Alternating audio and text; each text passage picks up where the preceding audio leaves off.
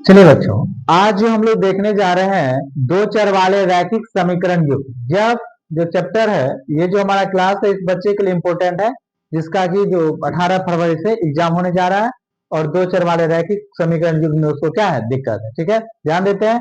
ऐसे प्रश्नों को देखेंगे जो डायरेक्ट कहाँ मिलेगा हमारे पास, ऐसे टाइप पढ़ेंगे जो डायरेक्ट बोर्ड एग्जाम में देखने को मिल जाएगा। क्लियर है, ध्यान दीजिएगा। चलिए बच्चों,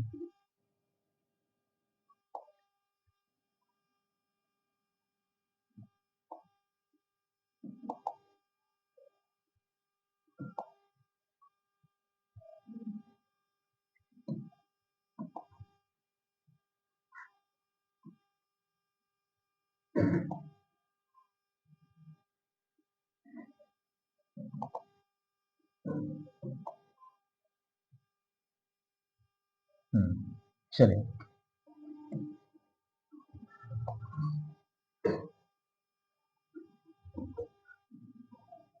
क्लियर सब कुछ।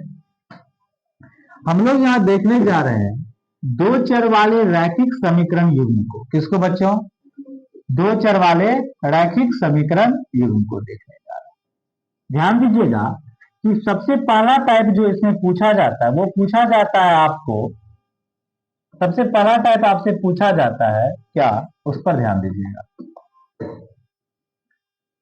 यहां पर देखते हैं, क्वेश्चन रहेगा, आपको बताने के लिए कह रहा होगा कि अनुपातों A1 bye A2, B1 by B2 एवं C1 बाय C2 की तुलना कर यह बताएं कि समीकरण युग्म जो है वह संगत है या असंगत है।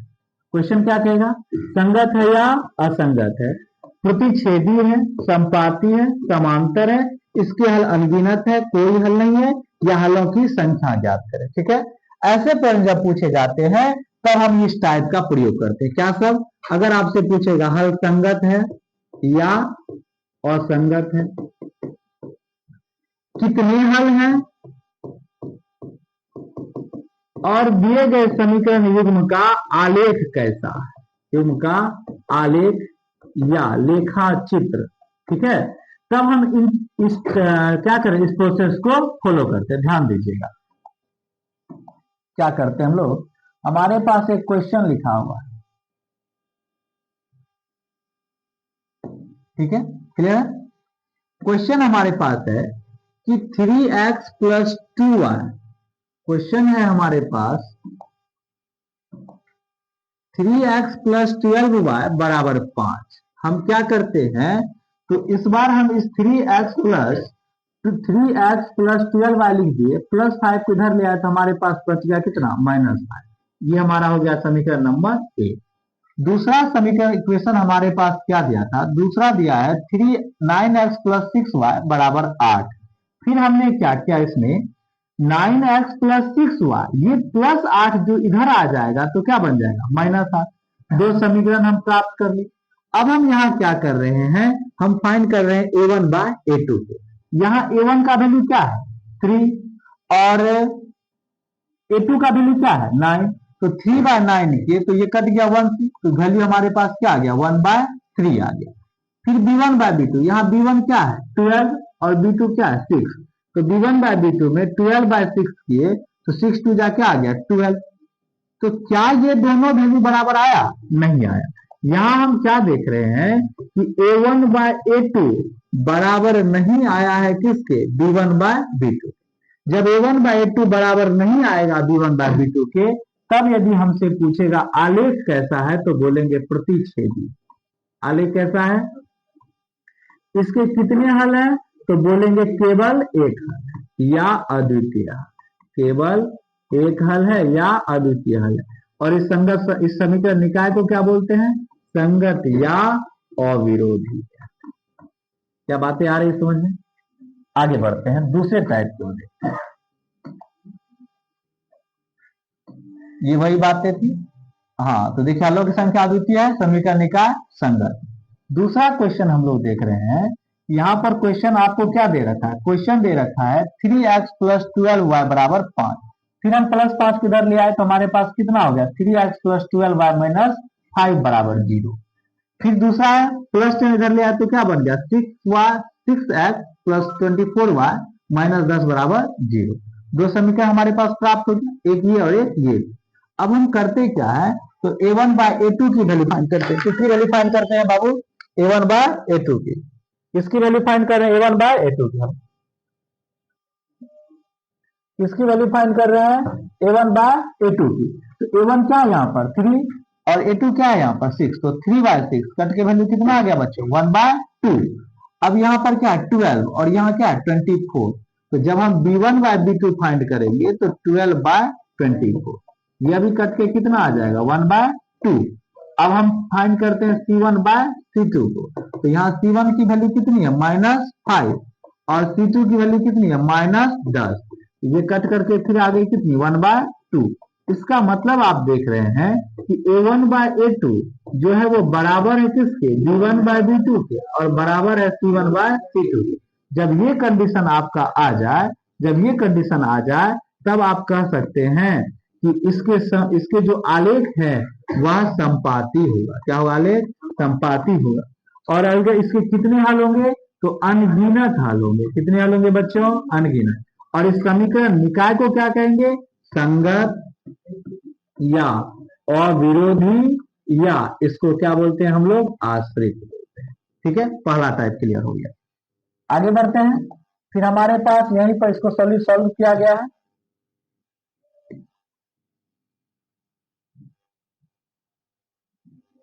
यार है सिंह ना, ये वाला था ना। चलिए, अब यही इसी प्रश्न को क्या किया गया यहाँ पर? इसी प्रश्न को जो है सो आपको हल कर दिया गया। सेम बात हम जो अभी हल किए थे, a1 बाय a2 बराबर b1 बाय b2 बराबर c1 बाय c2। कैसा आलेख होगा? संपाती। हलों की संख्या क्या होगी? अनगिनत। और समीकरण निकाय क्या होगा? आश्रित। समीकरण निकाय आश्रित, संगत और अविरोधी भी कह सकते हैं। क्लियर है बात है? आगे आप देखेंगे, आपके पास यही क्वेश्चन है तीसरा नंबर का, कि आपके पास तीसरा नंबर जो है बच्चों, उसमें देखिए क्या कर सकते हैं हम लोग? a1 बाय a2, तो 3 बाय 6 कितना आ गया? 1 बाय 2। दूसरा में क्या करेंगे? b1 बाय, दूसरा में हम लोग क्या करेंगे? b1 बाय b2, 6 बाय 12, फिर आ गया 1 बाय 2।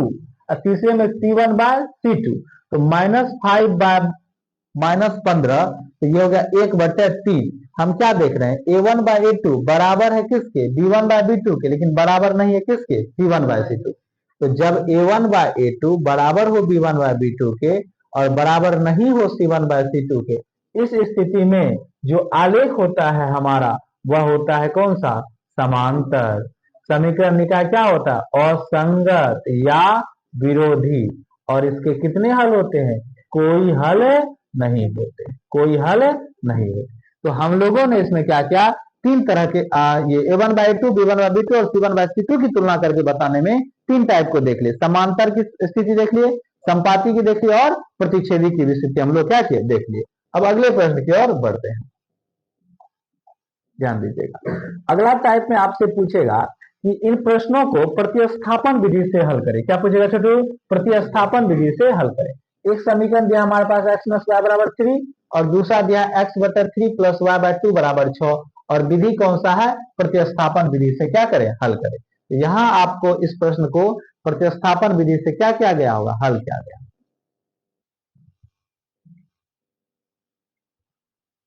यहाँ इन प्रश्नों को यहाँ पर देखिए, प्रतिस्थापन विधि से हल किया गया। कैसे हल किया गया? हल का प्रोसेस देखिए। आपके पास क्या दिया गया? समीकरण x - y बराबर क्या दिया है? 3। और दूसरा समीकरण x/3 + y/2 बराबर दिया है 6। तो दिया गया समीकरण युग्म आपके पास है x - y बराबर 3। इसे हमने क्या मान लिया? समीकरण नंबर 1। दूसरा है x/3 + y/2 बराबर 6। तो 3 और 2 का एलसीएम 6 हो गया। तो 3 दूनी 6, 2x + 3y बराबर 6। तो 2x + 3y, 6 गुना 6 कितना हो गया? 36। दो गो इस समीकरण में प्राप्त हो गया। अब हम क्या करते हैं? समीकरण 1 से, समीकरण 1 हमारे पास क्या है? x - y बराबर 3। x को रहने दिए 3, y को माइनस इधर आ गया, तो हमारे पास क्या बन गया? प्लस। इसको हम क्या मान लिया? समीकरण 3। चूंकि यह काम हम समीकरण 1 से किए थे, जो निकला उसको कहाँ रखेंगे? समीकरण 2 में रख देंगे। तो समीकरण 2 में रखने पर, x का मान रखने पर हमें क्या प्राप्त हो रहा है? समीकरण 2 है क्या? 2x + 3y बराबर 36। 2 को 2 रखे और इस x का मान क्या रखेंगे 3 प्लस वाई प्लस क्या 3y बराबर क्या 36। तो द्वितीय 6 द्वितीय क्या हो जाएगा बच्चों 6 फिर 2y और प्लस 3y बराबर 36। तो 2y 3y कितना 5y इधर रह जाएगा 6 बराबर 36 5y 36 में से 6 क्या होगा हमारा माइनस हो जाएगा। तो जैसे ही आप 36 में से 6 को माइनस करिएगा तो आपके पास क्या प्राप्त हो गया 36 30 अब 5 का 30। तो y का मान क्या निकल गया 6। अब y बराबर 6 जो था वो समीकरण 3 में रख देंगे। समीकरण 3 आपके पास क्या है तो समीकरण 3 आपके पास है x बराबर 3 प्लस वाई। तो x बराबर हमारे पास है 3 प्लस वाई x बराबर 3 और y की वैल्यू कितना रख देंगे 6। तो x की वैल्यू कितना निकल जाएगा 6 3 9। तो यहाँ से y का वैल्यू भी निकल गया और x का भी वैल्यू निकल गया। इससे हम क्या किया हल कर लिए और यह विधि जो हमारा है वह कौन सा विधि है प्रतिस्थापन विधि से हल। तो दिक्कत अभी तक हमने पढ़ा है a1/2 b1/b2 c1/c2 की तुलना करके फिर हमने प्रतिस्थापन विधि को हल किया। अब हम इनको विलोपन विधि से क्या करने जा रहे हैं हल करने जा रहे हैं। अब आपको जो प्रश्न रहेगा आ रहा है ना हाँ तो अब ये आपका जो है सो विलोपन विधि से क्या करना है हल करना है। तो विलोपन विधि से हल करने के लिए क्या करेंगे क्वेश्चन है विलोपन विधि से हल कीजिए। आपके पास दो इक्वेशन दिया है तो सबसे पहले हम लिखते हैं दिया गया समीकरण जो पहला समीकरण था वो लिखिए जो दूसरा दिया हमारे पास वो लिखिए। अब करेंगे क्या इसको हल करने के लिए बच्चों कि हम x को या y को काटना है तो y की जगह यहाँ क्या है 2 तो इसमें हम किसे गुना कर लिए 2 से और यहाँ y का गुणांक क्या है 1 तो किसे गुना करें 1। इस 2 को हम बारी बारी से इससे गुना किए 2 दूनी 4 है 2 को y से किए 2y और 5 दूनी कितना 10 1 से किए तो 3x 2 एकम 2 8 एकम 8 ठीक है। अब हम इसका चूंकि घटाना है तो चिन्ह में क्या किए परिवर्तन कर दिए दोनों आपस में कट गया। 4x में से जब आप 3x को घटाते हैं तो x बचता है और 10 में से 8 आपका घटा तो कितना बचा 2। तो x का मान आपका क्या हो गया निकल गया। इस x बराबर 2 का मान हम या तो समीकरण 1 में रख सकते हैं या समीकरण 2 में रख सकते हैं। तो हम मान लेते हैं समीकरण 1 में यहाँ रखें तो समीकरण 1 हमारे पास क्या है 2x प्लस वाई बराबर 5। 2x की वैल्यू कितनी है 2 2 गुना 2 प्लस वाई बराबर कितना 5 2 दूनी 4 प्लस वाई बराबर 5। तो y बराबर आपका क्या निकल के आ गया y बराबर निकल के आ गया 5 और ये प्लस इधर आ गया माइनस था तो y की वैल्यू कितनी निकल गई 1 यानी x का वैल्यू 2 और y का भी वैल्यू 1। या किस विधि से आपने हल कर लिया विलोपन विधि से। तो हम लोगों ने अभी प्रतिस्थापन विधि को देखा और विलोपन विधि को क्या किया देखा। अब आगे देखिए कि इन्हीं समीकरणों को अब हम लोग किस विधि से हल करने जा रहे हैं वज्र गुणन विधि से। किस विधि से हल करेंगे वज्र गुणन विधि से। अब आपके पास एक प्रश्न दिया रहेगा और इन प्रश्नों को आपको कहेगा कि वज्र गुणन विधि से हल करें। कौन विधि से वज्र गुणन। और आपके पास यहाँ दो समीकरण दिया हुआ है 6x प्लस 5y बराबर 11 और आपको दिया है 9x प्लस 10y बराबर 21। इसे हमें किस विधि से हल करना है चिटू वज्र गुणन विधि से। वज्र गुणन विधि से हल करने के लिए 6x प्लस 5y और ये जो प्लस 11 इधर ले आया इसको क्या बन गया माइनस 11। 9x प्लस 10y ये प्लस 21 इधर आ गया तो क्या बन गया माइनस 21 ठीक है। उपरोक्त समीकरण युग्म का वज्र गुणन विधि से हल ज्ञात करने जा रहे हैं। तो ये जो हमारा वैल्यू आता है ये जो हमारे पास वैल्यू आती है ये होता है a1 b1 और c1। तो a1 b1 और c1 और हमारे पास यहाँ जो वैल्यू आती है ये होता है a2 b2 और c2। यहाँ लिख लिए a2 b2 और c2 a1 ये क्योंकि हमारे पास होता है क्या है a1x plus b1y plus c1 बराबर 0 a2x plus b2y plus c2y बराबर 0। इन प्रश्नों को देखिए ये प्रश्न आपको परीक्षा में वज्रगुणन विधि से हल करना निश्चित तौर पर एक क्वेश्चन पूछता है ठीक है इसलिए इसको ध्यान से देखिएगा ठीक है। अब आगे देखिए आप कि इनमें हम क्या करते हैं इसका फॉर्मूला देखते हैं। तो वज्रगुणन विधि का जो फॉर्मूला है यहाँ पर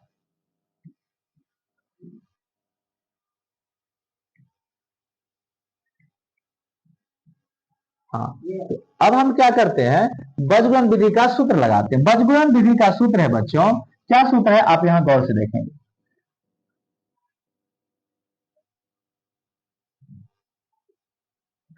वज्रगुणन विधि का सूत्र से हम कर रहे हैं कि x का फॉर्मूला होता है b1c2 घटो b2c1 बट a1 b2 घटो a2 b1। तो b1 का वैल्यू वहां से छांट करके हम क्या निकाले 5 c2 का वैल्यू माइनस 21 घटो b2 का वैल्यू कितना 10 और c1 का वैल्यू माइनस 11। A1 का वैल्यू 6, B2 का वैल्यू 10, माइनस A2 का वैल्यू 9 और B1 का वैल्यू 5।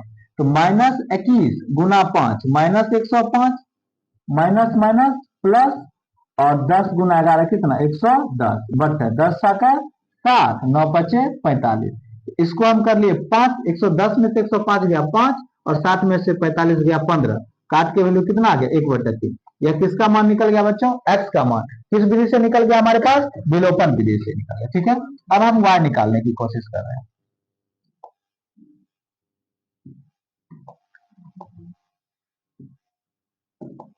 चलिए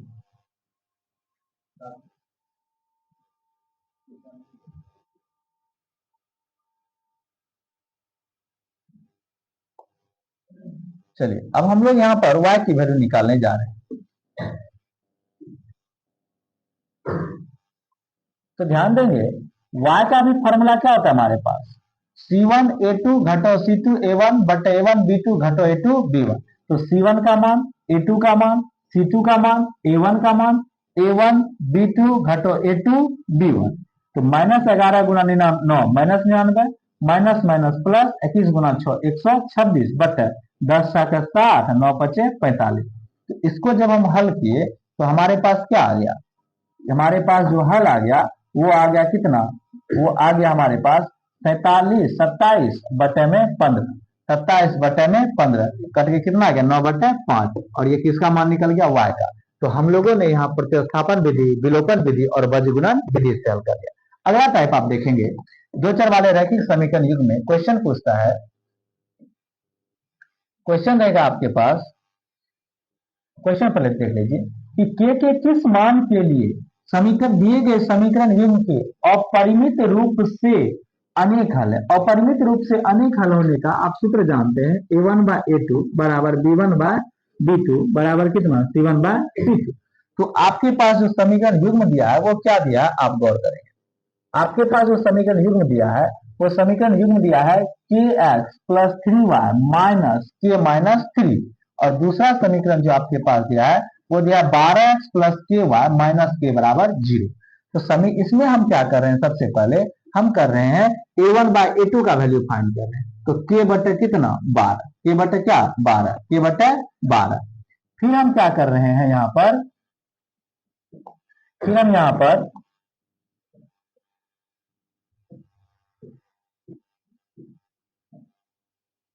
पर हम क्या कर रहे हैं, B1 बाय B2 की वैल्यू फाइंड कर दी और C1 बाय C2 की वैल्यू फाइंड कर दी, और A1 B1 C1 A2 B2 C2 को छाड़ने सीख गए। चूंकि अपरिमित रूप से अनेक हल कर रहा है तब तो यही सूत्र लगाएंगे, A1 बाय A2 बराबर B1 बाय B2 बराबर कितना C1 बाय C2।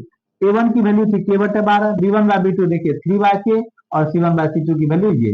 इसी दोनों को हम क्या करते हैं, हल कर लेते हैं। तो k बटे 12 बराबर क्या हो जाएगा 3 बटे k, क्रॉस मल्टीप्लाई कर लेंगे तो k स्क्वायर 12 या कितना 36, तो k बराबर हो गया √36, और यहां से आपको आ गया कितना, यहां से आपको k का मान आ गया कितना, k का मान आ गया यहाँ से आपको √36 निकलेगा, तो प्लस माइनस 100, k का मान 6 और k का मान -100, यानी k बराबर 6 और k बराबर -100 के लिए, k बराबर 6 और k बराबर -6 और k बराबर -100 के लिए इस समीकरण युग्म के क्या होंगे, अपरिमित रूप से अनेक हल होंगे। ठीक है, आगे बढ़ते हैं। अगला क्वेश्चन है छोटू कि वही क्वेश्चन है कि के किस मान के लिए समीकरण युग्म के कोई हल नहीं है। कोई हल नहीं कब होता है, वही बातें A1 B2 छाट लेंगे, और कोई हल नहीं होने का कंडीशन जो होता है वो हमारे पास, कोई हल नहीं होने का कंडीशन होता है A1 बाय A2 हो गया, B1 बाय B2 हो गया और C1 बाय C2 हो गया। और कोई हल नहीं होने का कंडीशन आपके पास क्या पता है कि A1 बाय A2, कोई हल नहीं होने का कंडीशन आपके पास मालूम है कि A1 बाय A2 बराबर B1 by B2 does not equal to C1 by C2। तो k by k plus 1 B1 by B2 की वैल्यू, C1 बाय C2 की वैल्यू, आप इस दोनों को क्या करेंगे, हल कर लेंगे। तो क्रॉस मल्टीप्लाई करेंगे यहाँ पे, तो k प्लस 1 हो गया और इधर से 2k हो गया, k में से 2k जाएगा और इधर -1, माइनस k बराबर -1, k की वैल्यू कितनी निकल के आ जाएगी 1, k की वैल्यू कितनी निकल के आ जाएगी 1। अगला क्वेश्चन देखेंगे आप, के किस मान के लिए दिए गए समीकरण युग्म का अद्वितीय हल है, वही बात है अद्वितीय हल है। तो हमारे पास दो समीकरण दिया है, दो समीकरण युग्म दिया है, एक समीकरण युग्म, इसमें हम A1 bye 2 B1 by B2 की वैल्यू और किसकी वैल्यू, क्योंकि हमारे पास समीकरण युग्म का कौन सा हल है, बोलो कौन सा हल है, अद्वितीय हल है। अद्वितीय हल होने के लिए हमारे पास क्या चाहिए, हमारे पास चाहिए a1/a2 b1/b2। चूंकि अद्वितीय हल होता है तो a1/a2 डज नॉट इक्वल होता है किसके, b1/b2। तो k बटे 6 डज नॉट इक्वल टू 12/23। तो क्रॉस मल्टीप्लाई कर लिया और k का वैल्यू निकल के हमारे पास क्या हो गया, आ गया। ठीक है, अगला क्वेश्चन देखते हैं।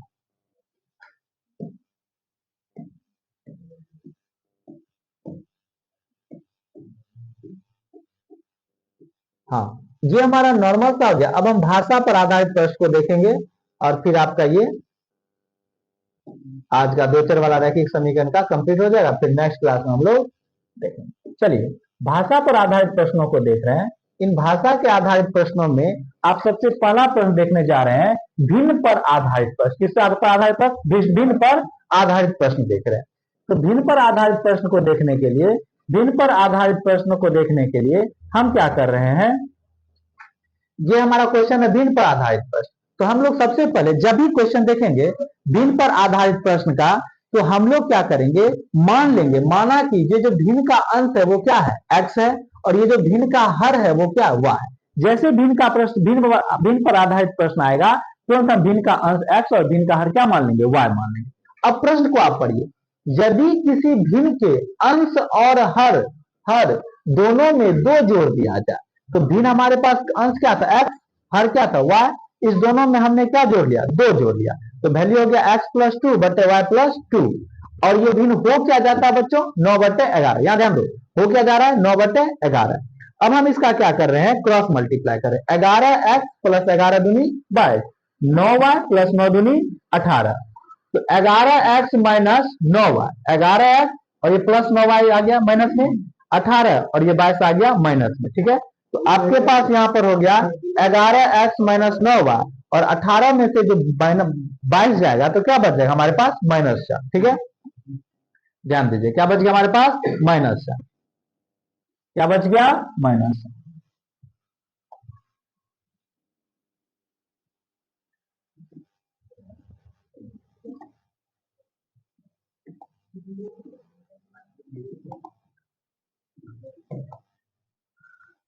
हाँ, क्या बच गया हमारे पास, -4 बच गया। ठीक है, अब आगे ध्यान दीजिएगा,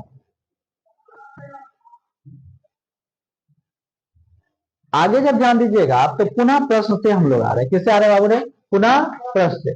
पुनः प्रश्न में सवाल कह रहा था कि भिन्न का अंश x और हर y है, दोनों में 3 जोड़ दिया जाए तो वह भिन्न कितना हो जाता है, 5/6 हो जाता है। तो 6x कितना बच गया टाइम, तो यहाँ पर 6x + 6 = 18, 5y + 5 = 15। तो 6x में से 5y माइनस हो जाएगा, 15 में से 18। तो 6x - 5y बराबर -3। आपके पास 2 इक्वेशन मिल गया। यहां से गौर कीजिएगा, यहां से जब आप तुम गौर करोगे तो तुम्हारे पास 2 इक्वेशन मिल चुका है। ठीक है, और इन दोनों इक्वेशन को हम लोग प्रतिस्थापन, विलोपन या वज्रगुणन किसी विधि से हल कर सकते हैं, लेकिन सबसे सुविधाजनक विधि क्या होगा, विलोपन विधि, जो कि नीचे हल भी किया गया। ठीक है, इसके सॉल्यूशंस को आपको क्या कर लेना है, देख लेना, ध्यान दीजिएगा। इसके समीकरण मान रखा गया है, उसके बाद आपको यहाँ पर उसको y का मान निकाल दिया गया, और तब भिन्न हम लोग लिख लेंगे। चलिए आगे बढ़ते हैं। अगला प्रश्न छोटू आ रहा है आयु पर आधारित प्रश्न। इस पर आयु पर प्रश्न कह रहा है हमारे पास कि 5 वर्ष बाद जैकब की आयु उसके पुत्र की आयु से 3 गुनी थी। तो तुरंत मान लीजिए जैकब की वर्तमान आयु x वर्ष और पुत्र की वर्तमान आयु y वर्ष। कह रहा 5 वर्ष बाद, तो 5 वर्ष बाद जैकब भी x + 5 का होगा और पुत्र भी y + 5 का। क्योंकि जब 5 वर्ष बाद की बात करेंगे, अगर बाप बढ़ रहा होगा तो बेटा रुका रहेगा क्या, वो भी बढ़ेगा। तो इसका मतलब 5 वर्ष बाद अगर पिता x + 5 का है तो पुत्र भी y + 5 का है। अब कह रहा है कितनी गुनी का है, 3 गुनी का। तो हम किससे गुना करें, 3 से। तो यहाँ हो गया x + 5, ये 3 से 3y और 3 × 5 = 15, x - 3y 15, और ये प्लस 5 इधर आ गया तो क्या बन गया, -5। x - 3y 15 में से 5 गया तो क्या बन गया हमारे पास, 10। यानी हमारे पास एक समीकरण आ गया, x - 3y बराबर कितना, 10। दूसरे समीकरण की तलाश हम करते हैं। सवाल कर रहा था कि 5 वर्ष बाद, 5 वर्ष को पहले जैकब की आयु उसके पुत्र की आयु की कितनी गुनी हो जाएगी, 7 गुनी। तो हमने 7 से गुना कर लिया, x - 5 व 7y - 7 × 5 = 35। यहाँ से +7 इधर आ गया -7y, -35 और -5 इधर आ गया, क्या बन गया +1। तो x माइनस 7y निकल के आ गया कितना -30। तो यहां से हमारे पास दो इक्वेशन तुमको क्या हो गया देखने को मिल गया, दो इक्वेशन देखने को मिल गया हमारे पास, एक इक्वेशन ये और दूसरा इक्वेशन ये। आप इन दोनों इक्वेशन को किसी भी विधि से प्रतिस्थापन विलोपन बजगन विधि से हल कर सकते हैं। आसान आपके लिए कौन सा विधि रहेगा, विलोपन विधि रहेगा। अगले प्रश्न की ओर बढ़ते हैं, जो अंकों पर आधारित प्रश्न है। किस पर आधारित प्रश्न है, अंकों पर। अंकों पर आधारित प्रश्न को हम देखते हैं कि दो अंकों की संख्या, जैसे आप पढ़ेंगे, जैसे नाम सुनोगे ये दो अंकों की संख्या है, तुरंत मान लोगे क्या, दो अंकों की संख्या का इकाई अंक x और दहाई अंक y। जैसे तुमने इकाई दहाई मान लिया तो मूल संख्या क्या होती है हमारी, दहाई में 10 से गुना होता है और इकाई को हम लोग ऐड कर देते हैं। ठीक है, अब आ जाइए मूल संख्या निकालिए। सवाल क्या कर रहा है, अंकों का योग कितना है 9, अंक क्या था x और y, इसीलिए हम x प्लस y बराबर क्या लिखिए 9, समीकरण नंबर 1। कोई दिक्कत, आगे बढ़ जाइए। एक समीकरण मिल गया x प्लस y बराबर कितना 9। दूसरा सवाल कह रहा था आपसे, दूसरा क्वेश्चन कह रहा है, क्वेश्चन कह रहा है कि इसी संख्या का 9 गुना, इस संख्या का 9 गुना, संख्या हमारे पास क्या माना गया है 10y plus x, 10y plus x, इसका कितना गुना 9 गुना, संख्या के अंकों को पलटने से बनी संख्या। एक बात बताइए, अगर 24 है इसको पलट देंगे तो क्या हो जाएगा बच्चों 42। इसका मतलब है कि हमारे पास संख्या 10y प्लस x था, जब इसको पलट देंगे तो हमारे पास संख्या क्या बन जाएगा 10x प्लस y। तो 10x प्लस अंकों को पलटने पर प्राप्त संख्या है, कर अंकों को पलटने पर प्राप्त संख्या का कितना गुना 2 गुना, इसलिए हम किससे गुना करें 2 से। अब यहाँ पर हम क्या कर रहे हैं, तो यहाँ पर हम यहाँ पर 9 को 10 नमा 90x और 9 गुना 9x, फिर 10 गुना 20x प्लस 2y। ठीक है, अब यहाँ पर आप क्या करेंगे, यहाँ पर इसको सॉल्यूशन में देखेंगे तो हम सॉल्यूशन में क्या कर रहे हैं 9y 9x 20x 2y, तो 20x में से हम 9x को घटा लिए, 2y और 90y घटा लिए, बराबर क्या प्राप्त हो गया 0।